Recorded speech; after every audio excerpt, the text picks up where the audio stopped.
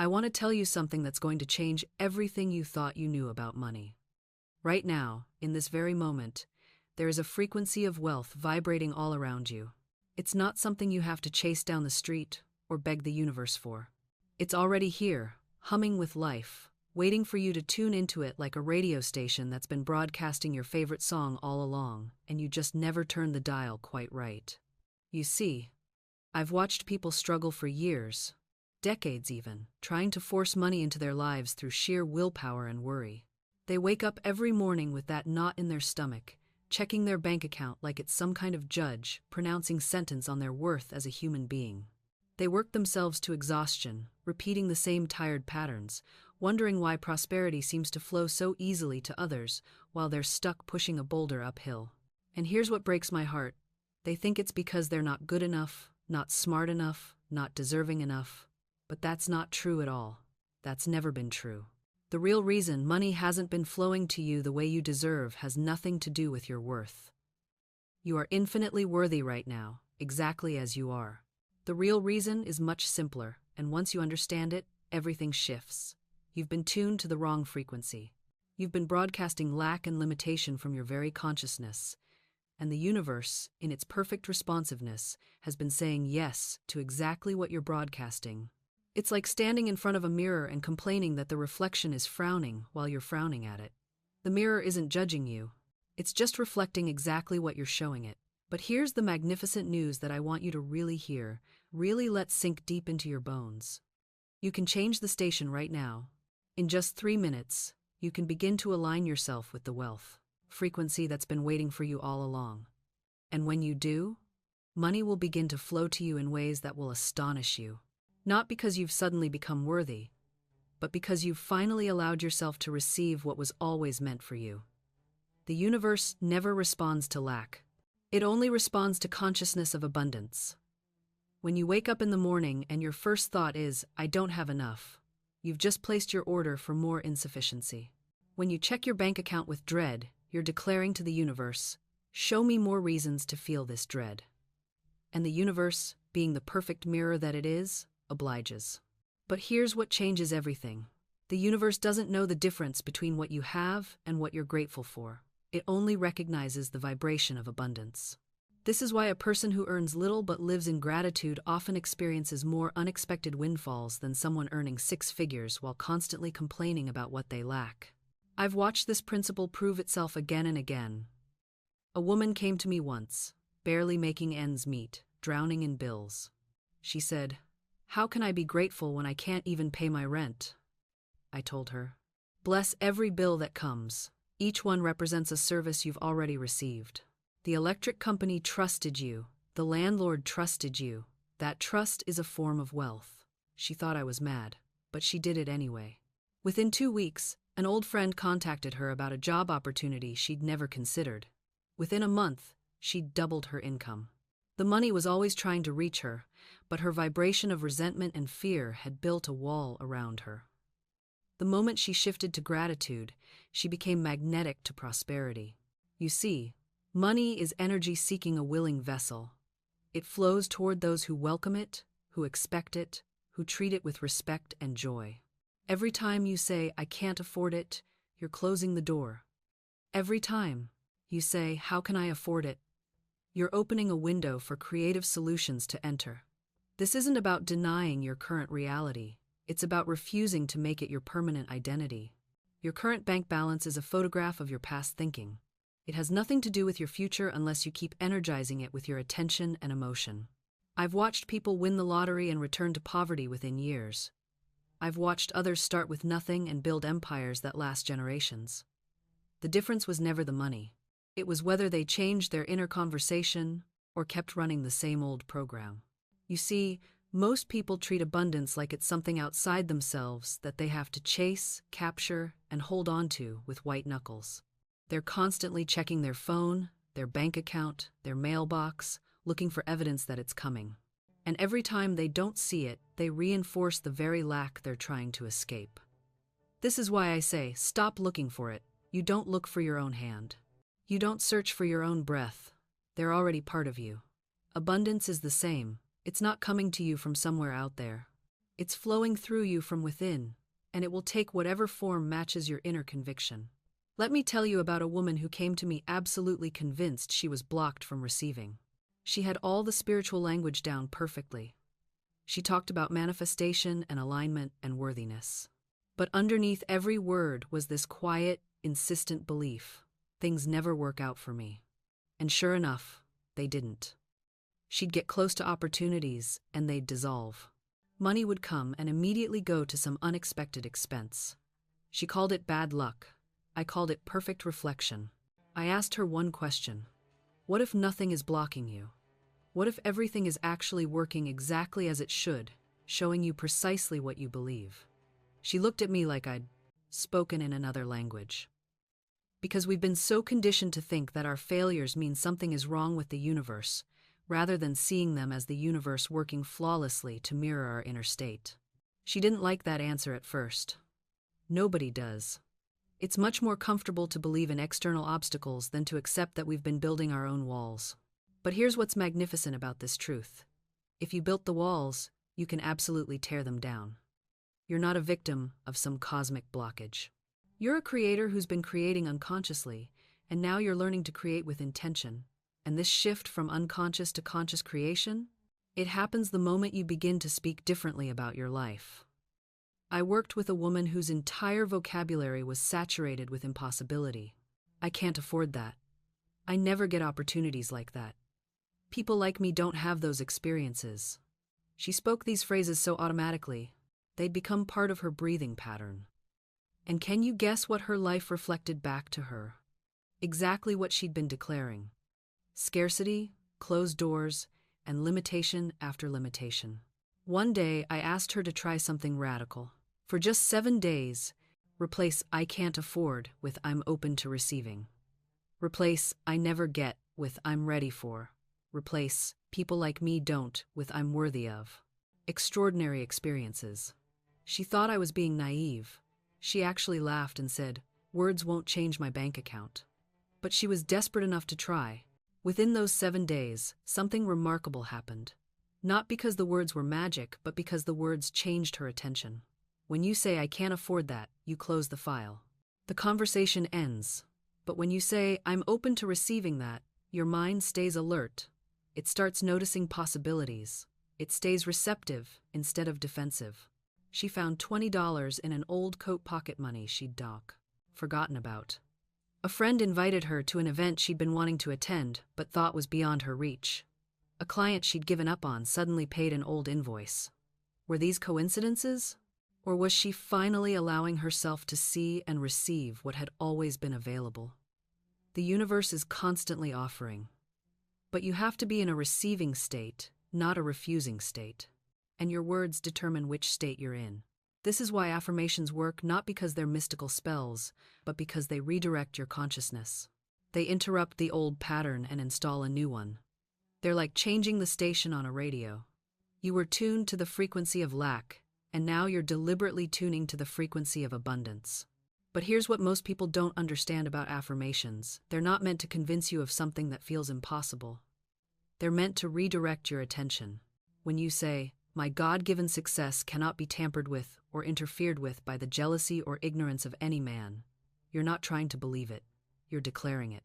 You're announcing it to the universe, to your subconscious mind, to every cell in your body. The moment you speak it, something shifts. Your subconscious doesn't argue. It doesn't say, "Are you sure about that?" It simply begins to rearrange your world to match the words you've spoken. I've watched this work in the most remarkable ways.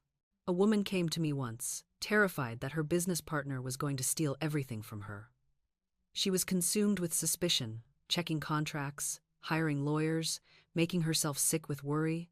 I told her to stop all of it. Just stop. And instead, every morning and night, say this: "There is no competition on the spiritual plane. What is mine by divine right, and no man can take it from me." She thought I was mad, but she was desperate, so she did it. Within 2 weeks, the partner came to her with a proposal that was better than anything she'd imagined. A clean, fair split that left them both prosperous. The fear had been creating the very thing she was afraid of. The affirmation dissolved the fear, and the situation resolved itself. This is the mechanics of miracles. You don't need to know how it works. You just need to use it. Now, let's go deeper into the types of affirmations that work best. Not all statements are created equal. Some affirmations are weak, they're half-hearted, wishy-washy things that have no power because they have no conviction behind them. I hope I'll be successful. That's not an affirmation. That's a wish. Wishes are passive, affirmations are active. The most powerful affirmations are bold, declarative, and final. They leave no room for doubt. I am now in my right place, doing my right work with my right pay. Notice there's no question mark. No, maybe. It's done. It's finished. You're simply announcing what already is in the spiritual realm. This is why I never say, I hope to get well, or maybe things will work out. That's doubt masquerading as humility. I say, I am healed. I have prosperity. My way is made clear, and the universe rushes to confirm it. You see, you're not trying to convince God of anything. God already knows you're good. You're convincing your own subconscious mind. You're overwriting the old program of lack and limitation with the truth of abundance.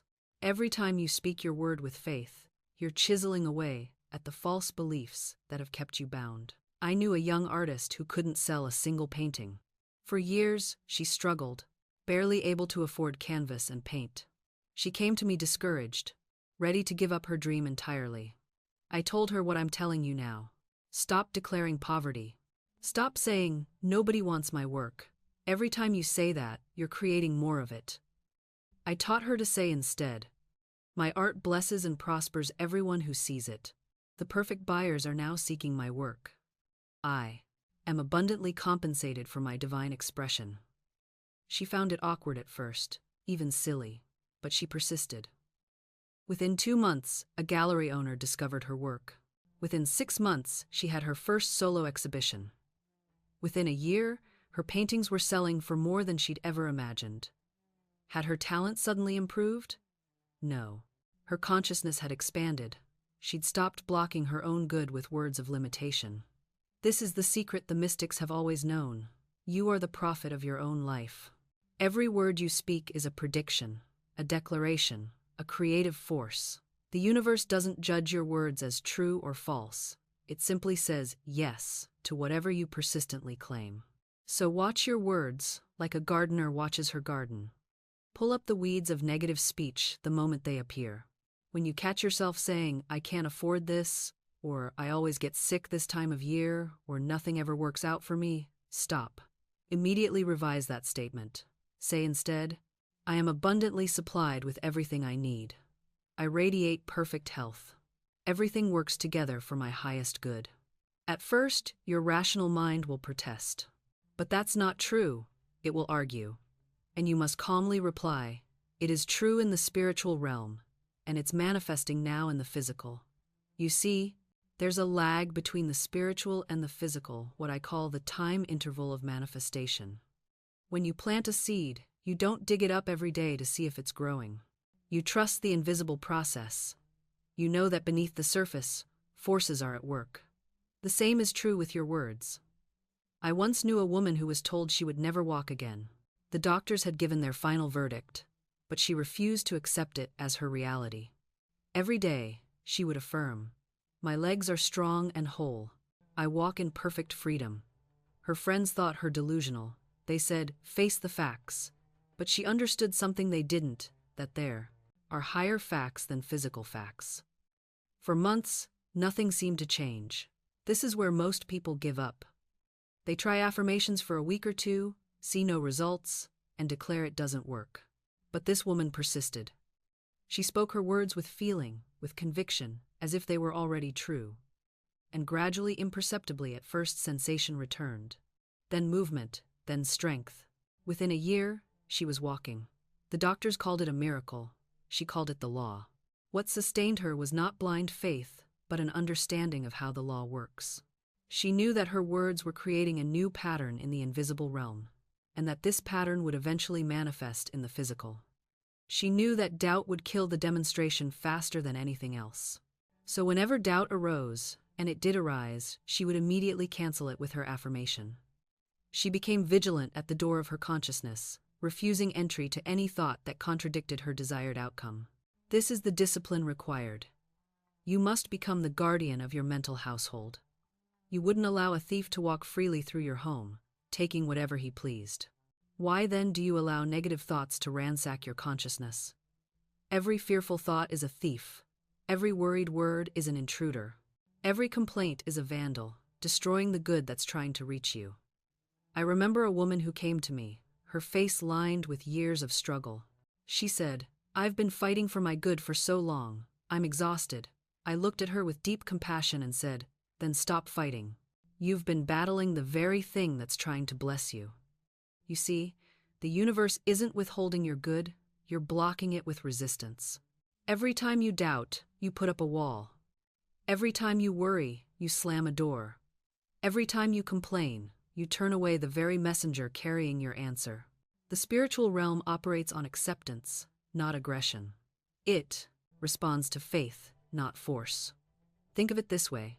When you plant a seed, you don't dig it up every day to see if it's growing. You don't stand over it, wringing your hands, demanding to know when it will sprout. You plant it with confidence, water it with faith, and trust the invisible process happening beneath the soil. Your word is that seed. Your desire, planted in the invisible, is already taking root. But if you keep digging it up with doubt, examining it with fear, questioning it with worry, you destroy the very thing you're trying to grow. I once knew a man who spent 20 years trying to become successful. 20 years of striving, pushing, forcing. Then one day, exhausted, he simply let go. He said, "Divine intelligence, I place this entirely in your hands. Show me what to do." Within 3 months, opportunities flooded in that he couldn't have imagined in 20 years of struggle. Why? Because he finally got out of his own way. He stopped blocking the channel with resistance. This is what I mean when I say, let go and let God. It's not passivity, it's the highest form of action. It's removing the obstacles you've placed between yourself and your good. Your good is not in the future. It's not something you have to chase down or catch. It exists now, in the invisible, waiting for your recognition. The moment you truly accept it, the moment you cease resisting it, it rushes into your experience with a speed that will astound you. So today, right now, stop fighting. Stop struggling. Stop trying to force doors open with your limited human strength. Instead, stand at the entrance of your Red Sea, lift your consciousness to God, and speak your word. The way is made clear. Infinite intelligence leads me now. That which is mine by divine right cannot be kept from me. And then, this is crucial, then you times let it go. Asterisk, you drop the mental picture of struggle. You release the grip of anxiety. You stop checking, obsessing, manipulating, you go about your day with a times light heart asterisk, knowing it is done. This isn't passivity. It's times power. Asterisk. It's the difference between a child frantically digging a well with a spoon and simply turning on the faucet that's already connected to the reservoir. God's supply is the reservoir. Your consciousness is the faucet. When you align with faith, when you speak the word and times release asterisk, you turn that faucet. The water flows effortlessly. Now, I know what some of you are thinking. But Florence, I've affirmed, I've visualized, I've prayed, and nothing happened. Ah, but did you times release? Or did you affirm in the morning and worry by noon? Did you visualize abundance while checking your bank account with dread? Did you pray and then tell 12 people how impossible your situation is? You cannot plant a seed and then dig it up every day to see if it's growing. The seed must rest in the dark earth. It must be left alone to do its invisible work. Your word is the seed. Your faith, your times, sustained faith times, is the rich soil. And your release is the act of covering that seed and walking away in confidence. I've watched people affirm for years without results. And do you know why? Because they're affirming with one breath and denying with the next. They say, God is my supply, and then panic when a bill arrives. They declare, infinite intelligence guides me, and then make decisions from fear. They affirm prosperity and then speak words of lack to everyone who will listen. Your word is only as powerful as your time's belief times in it. And your belief is revealed not by what you say in your affirmations, but by what you say in your unguarded moments. What story are you telling about your life when you think no one important is listening? Asterisk. That times is the word that's creating your reality. So, if you want the Red Sea to part, you must hold your consciousness steady. And I'll tell you something curious. The universe doesn't care if you're being watched. It doesn't care if you're performing your faith for an audience or whispering your doubts into your pillow at 3 in the morning. It responds to the vibration you're actually holding, not the one you're pretending to hold. This is why you can't fake your way to a demonstration. You can't say affirmations through gritted teeth and expect miracles. The universe reads your heart the way you'd read a barometer. It knows exactly what weather you're broadcasting, regardless of what sunny forecast you're announcing with your mouth. I knew a man who said all the right things. He spoke about prosperity, consciousness, he quoted scripture, he attended every metaphysical lecture in the city. But in his private moments, he was calculating, worrying, scheming how to manipulate circumstances to force his good. And nothing moved.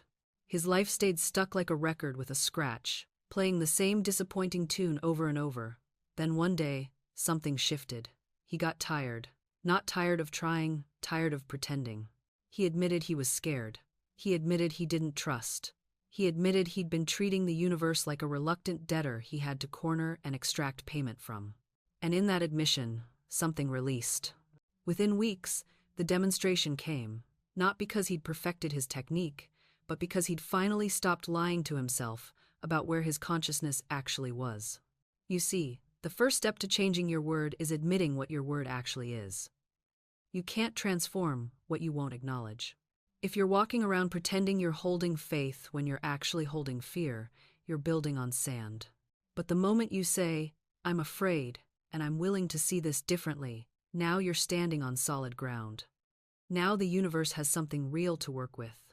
This is the great paradox. Honesty is the shortcut. The fastest way to change your consciousness is to stop performing it and start examining it. What are you actually believing when no? To one's watching? What verdict are you pronouncing over your life in the privacy of your own thoughts? Because that private word, that secret judgment, that's the one with power. The word goes forth whether you speak it aloud or whisper it in the chambers of your heart. And here's what most people miss. Silence isn't neutral. When you're silent, you're not saying nothing. You're agreeing with whatever story is already running. You're giving your consent to the old narrative, the inherited belief, the fear that's been on repeat since you can remember. I've seen people work themselves into exhaustion, trying to change their lives through action. Alone. New routines, new strategies, new plans. While underneath it all, they're still running the same internal commentary. This probably won't work either. I'm just not lucky. Things like that don't happen to people like me. And then they wonder why their efforts feel like pushing a boulder uphill. You cannot drag your blessing out of an unwilling universe. You cannot beg, barter, or manipulate your good into existence. But you can align yourself with it so completely that it has no choice but to show up. And alignment isn't complicated. It's not a special technique or a secret ritual. It's simply this: speaking the word that matches the life you're claiming, not the life you're tolerating. Not the life you're explaining away, the life you're claiming. When someone asks how you are, and inside you're terrified about money, exhausted from struggle, frustrated by delay, what do you say? Not as performance, not as spiritual bypassing, but as a genuine decree. I am provided for, I am guided, my good is making its way to me now. Not because it looks true, because you're making it true. Because your word is the only authority that matters in your world. I know what you're thinking, but Florence, isn't that just lying? Isn't that denial? No. Denial is refusing to acknowledge what's in front of you. This is refusing to be defined by it. There's a universe of difference. You're not pretending the challenge isn't there. You're declaring it doesn't have the final say. You're withdrawing your agreement with limitation. You're speaking to the invisible reality that's trying to become visible, giving it permission, giving it a voice, giving it your cooperation. And when you do this consistently, something shifts in the atmosphere around you. You begin to feel it before you see it. There's a lightness, an expectancy, a quiet knowing that settles in your chest. You're no longer wrestling with reality. You're cooperating with a higher law. I remember a woman who came to me once. her face tight with worry. Her business was failing, creditors were calling, and she could see no way out. She said, "I've tried everything. Nothing works for me." I looked at her and said, "Then stop trying to work things. Work the law, instead." She blinked at me, confused. "You've been trying to rearrange conditions," I explained. "But conditions are effects, not causes. You must go to the invisible cause. You must speak to the divine blueprint that exists behind this appearance of failure. There's a pattern of success that already exists for you. You're simply looking past it at the shadows." She was quiet for a moment. Then she asked, "What do I say?" "You declare the truth," I told her. "You say, 'Divine success flows through me now. Every right door opens. Every wrong door closes. I am guided to my highest good.' And you say it until you believe it. And you believe it until you see it." Within weeks, everything changed. Not because she manipulated circumstances, but because she aligned herself with a different current. An unexpected client appeared. A debt was forgiven. An opportunity opened that she hadn't even known existed. The universe wasn't punishing her before and rewarding her after. It was simply responding to the frequency she was broadcasting, first of lack, then of supply. This is the marvelous responsiveness of the invisible world. It doesn't judge your worthiness, it simply mirrors your conviction. And conviction isn't loud. It isn't desperate. It's calm, persistent, unwavering faith that what you've declared is already moving toward you from the invisible into the visible.